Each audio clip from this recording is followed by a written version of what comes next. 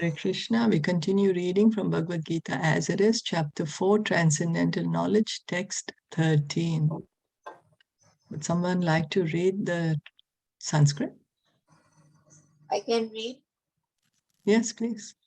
चातुर्वर्ण्यं मया सृष्टं गुणकर्मा विभागशः तस्य कर्तारम् अपि मां विद्य कर्तारम् अव्ययम्. Translation and purport by His Divine Grace, A.C. Bhaktivedanta Swami Srila Prabhupada.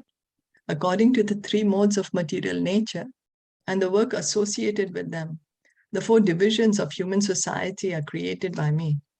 And although I am the creator of this system, you should know that I am yet the non-doer, being unchangeable. So Krishna is saying, Chaturvarnyam Maya Shrishtam. He is the one who has created the four divisions of human society. Does anyone know what are these four divisions? Shudra, Vaishya, Kshatriya and Brahman. That's right. Yes.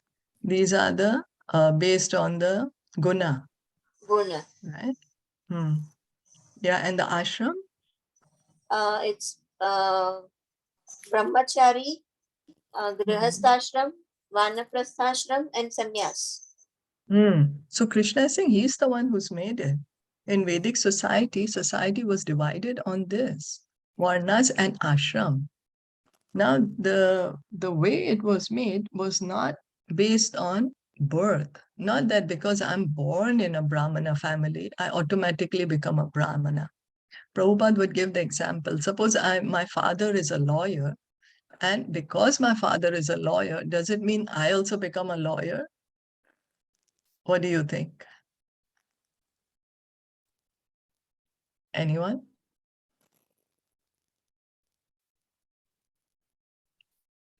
No, right? I have to go to law school. I have to study. I have to take the exam. I have to practice. Then I will become the lawyer. Not because my dad is a lawyer, I will automatically become a lawyer. Or if my dad is a doctor, doesn't mean I'm become a doctor also. Will any patient come to me that just because my dad is a doctor and I did not get training as a doctor, I never went to the medical school, will anyone come to me for treatment? Just because my dad is a doctor? No. What do you think? Yeah, no, right? No, I have to get training myself. So birth is not a criteria. That is the point. Birth is not the criteria. We have to be qualified based on our nature. Based on our nature, we are qualified. So we'll read from the purport. The Lord is the creator of everything. Everything is born of Him. Everything is sustained in Him. And everything after annihilation rests in Him. So I don't know if anyone has ever wondered who's made this material world? Who's the creator? Who's made the sun? Why is the sun rising in the morning, setting in the west? Why is it that the sun can evaporate the water, becomes clouds, then comes down as rains? What's happening? Who's doing all this? Well, it's the Supreme Lord. It's the Supreme Lord. He is the creator of everything. Everything that we can see, and everything that we cannot see also. Everything that we have experienced or are experiencing, and everything beyond our experience, all is created by Him. All is sustained by Him. And this material world, after annihilation, everything rests in Him. So He is therefore the creator of the four divisions of the social order, beginning with the intelligent class of men, technically called Brahmanas, due to their being situated in the mode of goodness. So the Brahmanas are supposed to be the intelligent class of men, the section of society that is supposed to guide the entire society, the section of society who's supposed to guide the administrators as to how to rule. That is the duty of the Brahmanas. And how to rule, they're supposed to guide the administrators how to rule the citizens in such a manner that each and every citizen can live peacefully in this body, and at the same time cultivate spiritual knowledge and make this life the last life in this material world. That is what the Brahmanas are doing. And when before in Vedic times, the kings, they used to take advice from the Brahmanas to rule the kingdom in such a way. So next is the administrative class, technically called the Kshatriyas, due to their being situated in the mode of passion. So the administrators, the leaders, the kings, the government, they are called Kshatriyas. The mercantile men, called the Vaishyas, are situated in the mixed modes of passion and ignorance. And the Shudras or laborer class are situated in the ignorant mode of material nature. So we can see the Brahmanas, they're predominantly in the mode of goodness. And then the Kshatriyas, they are predominantly in the mode of passion. Yeah. They have that leadership qualities. And then Vaishyas, the mercantile, the banking, agriculture, trade, cow protection, that's with the Vaishyas.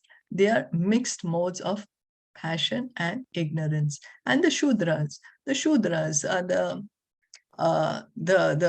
the class of people that support the Brahmanas, they support the administrators, and they support the Vaishyas. They are predominantly in the mode of ignorance. In this Kali Yuga, everyone is born a Shudra. As is stated in Bhagavatam, everyone is born a Shudra. Then we have to develop our qualities, Brahmanical qualities. We have to try to raise our consciousness to at least the platform of goodness. In spite of his creating the 4 divisions of human society, Lord Krishna does not belong to any of these divisions.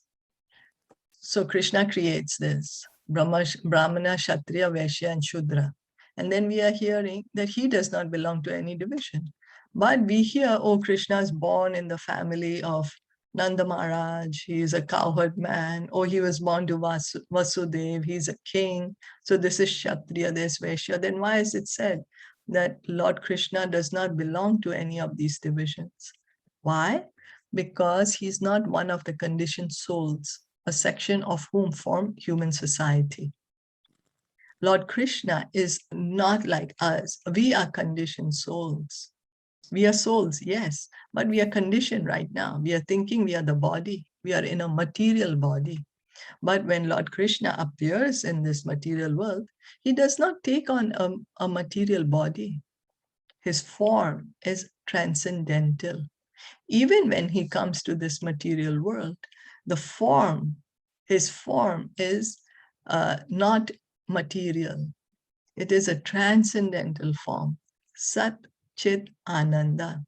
And that's the reason Krishna says in the 7th verse, I think, that Janma Karma Chame Divyam, one who can understand the transcendental nature of my appearance and activities does not need to take birth again in this material world, but attains my abode, O Arjuna. Yeah. He gets liberated. He gets to go home back to Godhead at the end of this life. So we have to understand that we are the conditioned souls, and Krishna, he's the Supreme Lord.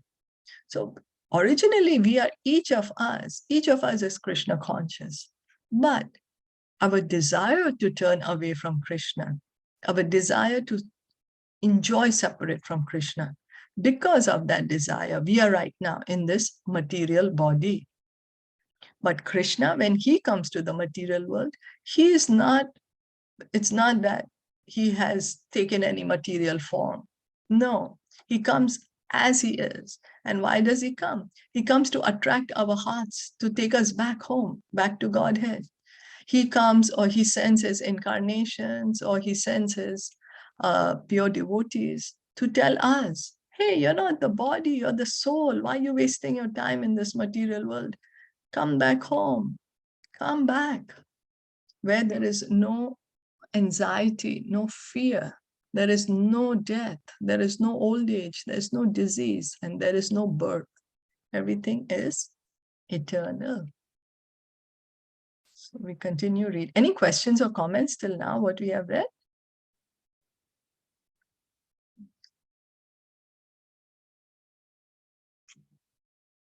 Anyone? Vishal, anything?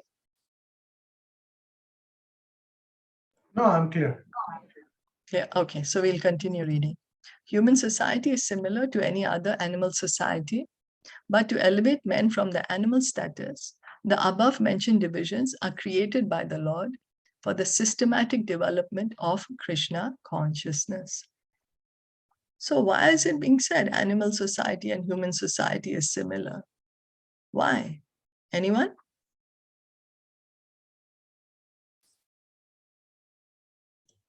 Because the four principles which animals follow, nowadays even humans are following the same, no?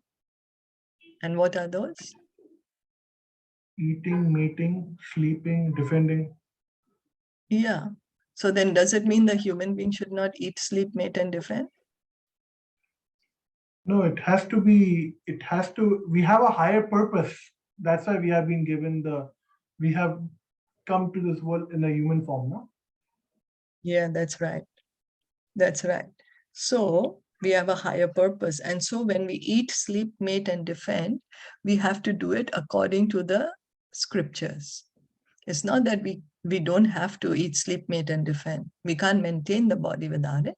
We do it, but we do it according to the regulations which is given to us in the scriptures. And that is what separates us from the animals, to elevate us from animal status.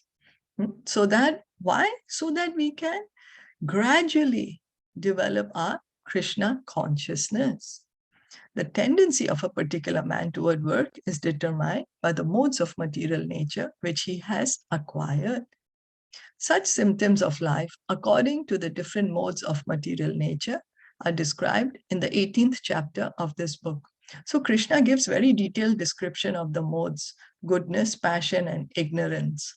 In the 18th chapter, he speaks about it. And I think even in the 14th chapter, the modes of nature are given. How each of our activity, he says, oh, if you're in the mode of goodness, how do you eat? If you're in the mode of passion, how? And if you're in the mode of ignorance, how do you eat? He says that. So a person in Krishna consciousness, however, is above even the Brahmanas. All the Brahmanas, by quality, are supposed to know about Brahman, the absolute truth. Most of them approach only the impersonal Brahman manifestation of Lord Krishna. So a Krishna conscious person, a person in Krishna conscious, means a pure devotee. A pure devotee is above even Brahmana. So a pure devotee is already a Brahmana. That is the point to be said. He has already understood the Brahman. A Brahmana may not be a pure devotee, but a pure devotee is already a Brahmana. So what does a Brahmana do? He tries to understand the Brahman, the impersonal manifestation of the absolute truth. The absolute truth is the Supreme Personality of Godhead, Krishna. But a Brahmana, he tries to understand only the impersonal aspect, the Brahman aspect of the absolute truth. So he's a Brahmana. And so it's also it's a very high platform. It's not an easy platform. It's not a high platform. This Brahmana is in the mode of goodness, and that's how he is supposed to teach others to act in the mode of goodness. But a pure devotee is even higher. He's even higher because he is situated in his original Krishna consciousness. But a man who transcends the limited knowledge of a Brahmana and reaches the knowledge of the Supreme Personality of Godhead, Lord Shri Krishna, becomes a person in Krishna consciousness, or in other words, a Vaishnava. So a Vaishnava is even higher than an ordinary Brahmana. A Vaishnava is already a Brahmana. A Brahmana may not be a Vaishnava, but a Vaishnava is already a Brahmana. Krishna consciousness includes knowledge of all different plenary expansions of Krishna, namely Rama, Nishimha, Varaha, etc. So Krishna consciousness, so what Bhagavatam, Srimad Bhagavatam says that there are so many incarnations, there are so many expansions of Lord Krishna, but the original Supreme Personality of Godhead is Sri Krishna. Etecha amsha kalapumsa Krishnastu Bhagwan Swayam. So a Krishna conscious person, he understands that the Supreme Lord is one. God is one. There are not many gods. There can't be two gods. Otherwise, there is no meaning to the word God. God is one, but he has many expansions. Expansions like Rama, Nishima, Varaha, etc. And as Krishna is transcendental to the system of the 4 divisions of human society, a person in Krishna consciousness is also transcendental to all divisions of human society, whether we consider the divisions of community, nation, or species. So Krishna is not bound. He's not Brahmana, Kshatriya, Vaishya, or Shudra. Why? He's God. He's not the body. These divisions are made for we, conditioned souls, because we are under the modes of nature, goodness, passion, and ignorance. We are controlled right now in the modes of nature. So because of us, these divisions are made. But a pure devotee, a Vaishnava, he's already on the liberated platform. His consciousness is not on the platform of the body. He does not look at himself as the body. He understands himself as the spirit soul, as a part and parcel of Krishna. And he understands that this body also belongs to Krishna. So he's situated in perfect consciousness. So he's not, because he's not acting on the platform of the body, these 4 divisions also, he is transcendental to them. He's transcendental because he's already transcended the body. Is that okay?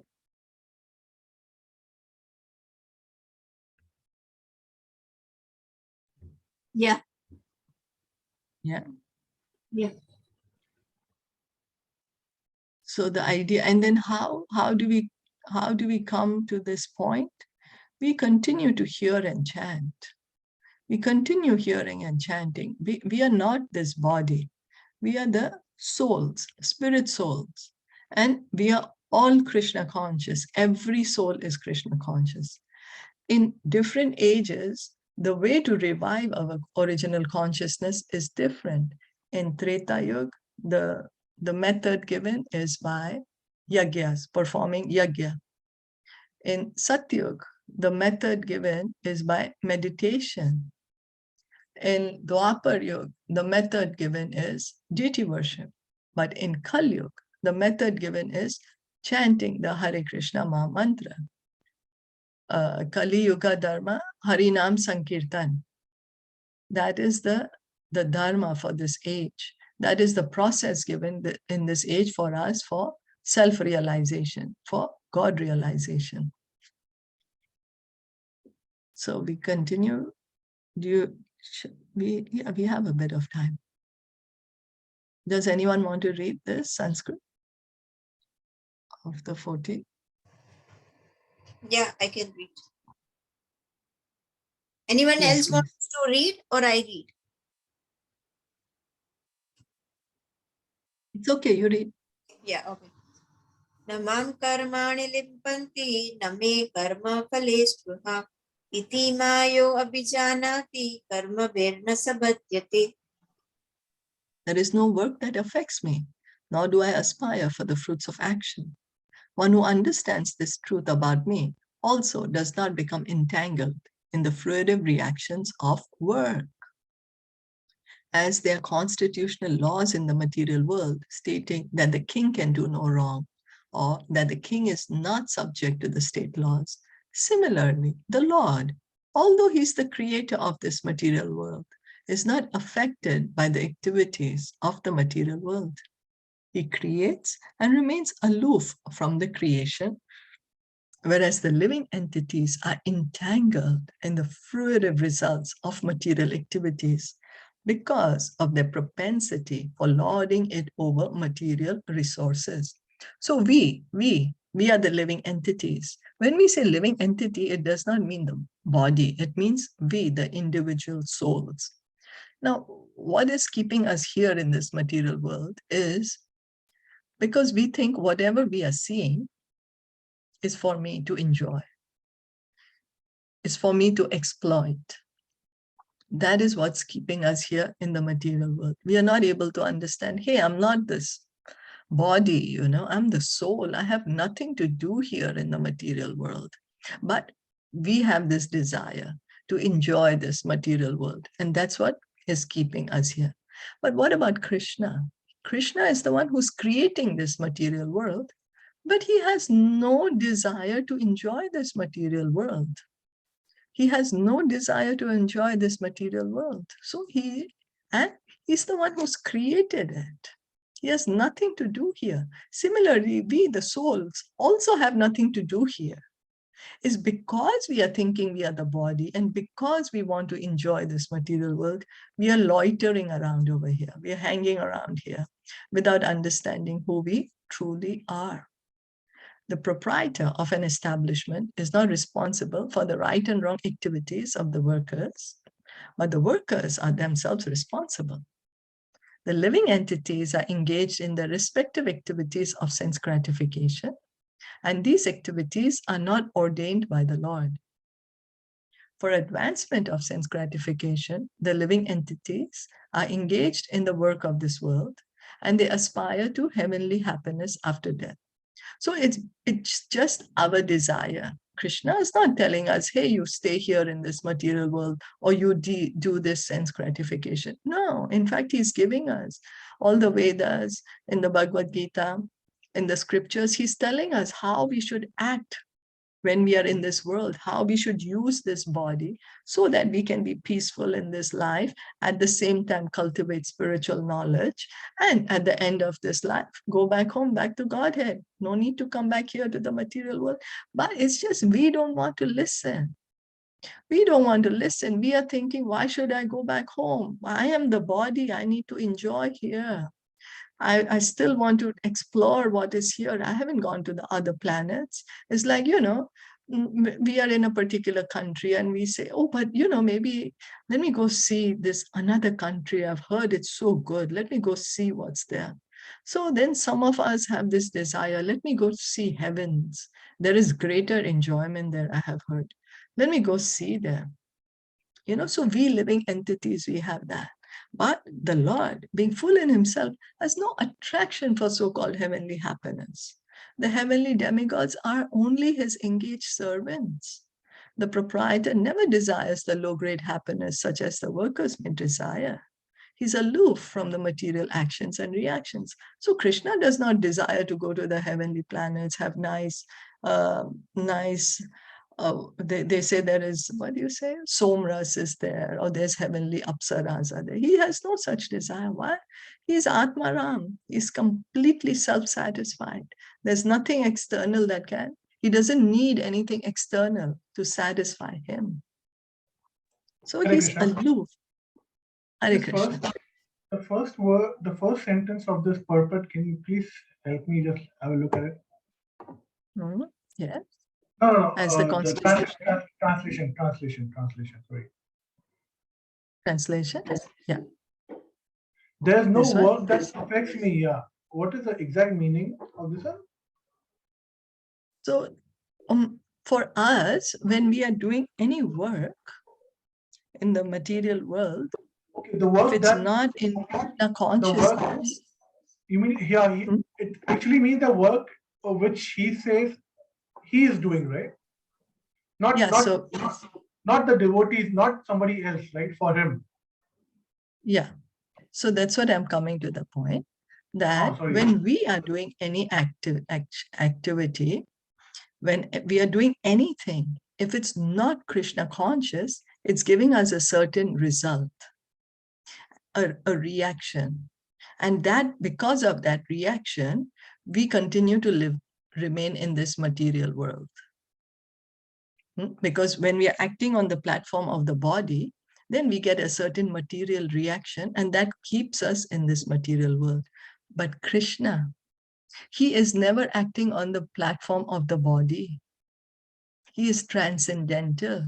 So all his works are on the spiritual platform. They're on this transcendental platform. His words, his actions, his anything that he does, it's always on the transcendental platform. So there's no reaction. There's no reaction to anything he does, nor does he want, nor is he attached to the fruits of action. We get attached. I'm going to do this, and the result is going to be this, and we want that result. The result could be, it could be worship, it could be fame, it could be money, it could be social status, something, and we want these things, and we get attached to these things. Krishna, he does not aspire for them, for these. And he's saying one who understands this truth about him also does not become entangled in the fruitive reactions of work. So one who can understand that Krishna is not material. He is on the transcendental platform. And so all his activities are on the transcendental platform. Then a person becomes Krishna conscious. This is what he's trying to explain. Is that okay? Yes, maybe I have to also read it to get more understanding. Okay. Okay. So shall we go ahead? Yes, please. Sorry. Thank you. Okay. So here, Prabhupada is saying that the proprietor never desires the low-grade happiness of the workers. For example, the rains are not responsible for different types of vegetation that appear on the earth, although without such rains, there is no possibility of vegetative growth. The Vedic Smriti confirms this fact as follows. So then, nimitta matram eva sao srijyanam sarga karmani pradhana karani bhuta yato vai srijya shaktayaha. Hare Krishna, Deepika, did you have any comment or question? Hare Krishna, Shilpa. Sorry, I wanted to message to you, but it went to everyone. I was about to leave. Just wanted to let you know. Hare Krishna. Oh, that's okay. Hare Krishna. Thank you for letting me know. Thank you. Thank you. Hare Krishna. So, in the material creations, the Lord is only the supreme cause. The immediate cause is material nature, by which the cosmic manifestation is made visible. So we see this whole creation, the sun is moving, the planets are moving, the rains are falling, the clouds are floating in the sky. And then we are here inside this material world, we have these bodies. Now we start thinking that it's Mother Nature who's the cause of this. But we have to understand that Mother Nature, she's the facilitator. But the cause is actually the Supreme Lord.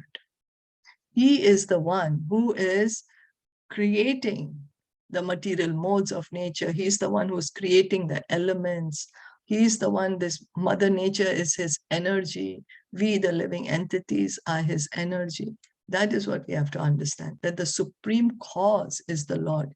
We always like to understand, oh, why did this happen? Is because of this. Oh, why did this happen? Is because of this. So if we do research work, we will come to the Supreme Lord, because he is the cause of all causes. Sarva Karana Karanam. The created beings are of many varieties, such as the demigods, human beings, and lower animals. And all of them are subject to the reactions of their past good or bad activities. So we living entities, we may be inside the body of a human being, or we could be in the body of a demigod, or an animal, or a tree, or a bird, or a germ, anything. We are all living entities. And we are undergoing the reactions of our actions which we have done in the past. Those actions may have been good or may have been bad. If they were good, then we are enjoying. And if they were bad, then we are suffering. The Lord only gives them the proper facilities for such activities and the regulations of the modes of nature, but he is never responsible for their past and present activities. So some people say, why am I suffering, my dear God? Why are you putting me in so much suffering? Why you created this? What's happening? What's happening? So Krishna is trying to say, hey, I'm just facilitating what's your desire. You have a desire to act and you are doing that. I'm not responsible for your activity. I am not responsible for your action. So we, each individual, are responsible for our own self. We are not responsible for anyone else, but each of us is responsible for our own self. And that's what Krishna is telling us. So what's our desire? Based on our desire, Krishna is giving us those facilities. Now, if we say, oh, I had a desire, but why did you still give it to me? But then that's our free will.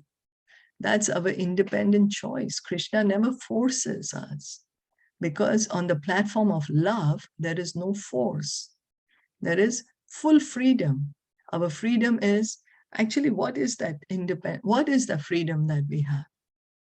The freedom that we have is either we want to be with Krishna, we want to be in our original position, or we want to imitate Krishna. That is the free will. So we are here in the material world because we desire to be the Supreme Lord. We desire to be the enjoyer. We are like, why God should be God? I'm God. Why should I be subordinate to him? I'm the ruler. The sun and moon should listen to me.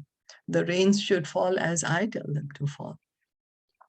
But anyway, but the idea is that. So in the Vedanta Sutra 2.134, it is confirmed, Vaishamya nahigranye na sapekshatvad. The Lord is never partial to any living entity. The living entity is responsible for his own acts. The Lord only gives him facilities through the agency of material nature, the external energy. So we can see Mother Nature, she is just a facilitator. She is a facilitator. Krishna is giving us this facility of this Mother Nature to fulfill our desires. That's what it is. And we are responsible for our own acts. The living entity is responsible for his own acts. Anyone who is fully conversant with all the intricacies of this law of karma, of fruitive activities, does not become affected by the results of his activities. In other words, the person who understands this transcendental nature of the Lord is an experienced man in Krishna consciousness, and thus he is never subjected to the laws of karma. So how can we be not subjected to the laws of karma? We are saying when we are doing something, we are going to get a reaction for it.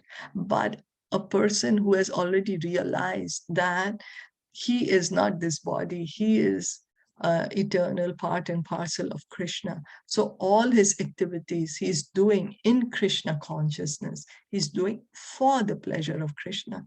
Then the law of karma does not affect him.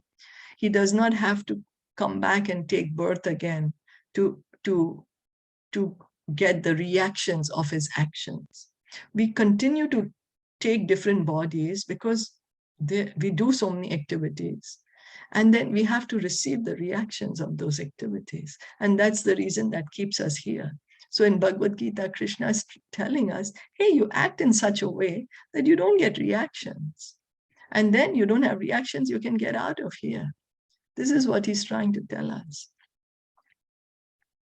So one who does not know the transcendental nature of the Lord and who thinks that the activities of the Lord are aimed at fruitive activities, are aimed at fruitive results, as are the activities of the ordinary living entities, certainly becomes entangled himself in fruitive reactions. But one who knows the supreme truth is a liberated soul fixed in Krishna consciousness. So till the time we think that the Lord and me, we are the same, there's no difference, then we are not understanding the position of the Supreme Lord. Then we are still in the body concept. But one who knows the supreme truth is a liberated soul fixed in Krishna consciousness. One who understands that Krishna, his activities, his form, everything is on the transcendental platform. It's all spiritual. It's nothing to do with material, nothing to do with matter. That Krishna is not acting in such a way so he can enjoy matter. No. So once one is able to understand that, one who knows the supreme truth, is a liberated soul, fixed in Krishna consciousness. And that is each and every soul is originally Krishna conscious. We are all Krishna conscious. We have just forgotten. We are just thinking we are the body. We are thinking right now we are the body. We have forgotten our true identity. And then the way to revive it in this age of Kali is by hearing and chanting. Hearing and chanting. It's not that hearing and chanting was not in the other ages. It's always been there, always been there. So hearing and chanting, and we can revive our original Krishna consciousness. Now, what should we hear and what shall we chant? Hearing from Bhagavatam, Bhagavad Gita, chanting the Hare Krishna Maha Mantra. We can be situated on the, we can revive, we can become Krishna conscious. Hare Krishna. Is that okay? Yes. Hare Krishna. How to perform our daily duties with keeping Krishna in mind? I'm sorry? How to perform our daily duties, daily affairs with keeping Krishna in center? How is it? You're saying how or? Yeah. How to perform our... How? Yeah. So whatever position we are in, we do the duties that are required for us to do in that position, understanding that here we just read, Krishna said he has made this guna karma vibhagasa, the ashrams are made by him, the varnas are made by him. So wherever we are right now, let's do our duty in the most pleasing manner, a manner which is most pleasing to Krishna, without we putting ourselves attached to the result, that I will do this duty and then I will become famous, or I will get money, or I will get this. No, do it for the pleasure of Krishna. Somehow or the other, because of my karma, because of Krishna's arrangement, I am in this position. Let me do my duty for the pleasure of Krishna. And it could be, each of us have different duties to perform. And this is the whole premise of Bhagavad Gita. Krishna is telling Arjuna, do your duty for my pleasure. Krishna, because Arjuna is telling Krishna, I'm going to retire, I'm going. I don't want to fight and I want to go. But Krishna is telling him, no, you do your duty. You do your duty for my pleasure. Because if we don't do duty, the modes will act on us. They will act on us. So whatever position we are in, we continue to do that. And that, keeping Krishna in mind, let me do the duty to the best way that Krishna will be pleased. Is that okay? Yeah. Somewhere I get clarity, Okay. Yeah, because when we put ourselves in between, then we'll say, oh, I don't want to do, it's so troublesome. Why should I do? What will I get? Because we are looking at the result. Oh, it will be troublesome for me. We might artificially try to renounce it. But if we just put Krishna, okay, I'm in this position somehow or the other. Let me just do it for the pleasure of Krishna. And then what's going to help us to do our duty? Well, we continue to hear and chant. We continue to hear and chant. That will encourage us to do our duty for the pleasure of Krishna.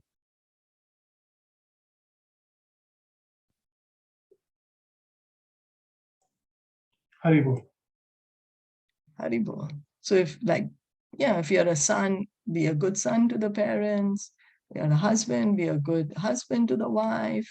If you're a father, be a good father, like that.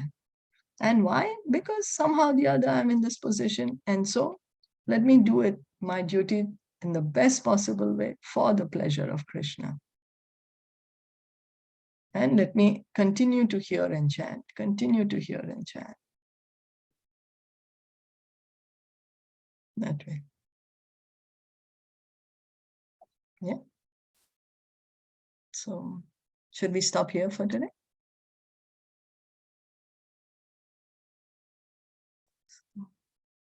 Bhagavad Yeah. Gita ki jai. Was there anything else? No, nothing. Hare Krishna. Hare Krishna. Bhagavad Gita ki jai, Shila Prabhupada ki jai, Gaur Bhakta Vrinda ki jai. Hare Krishna. Thank you so much for listening and enjoying.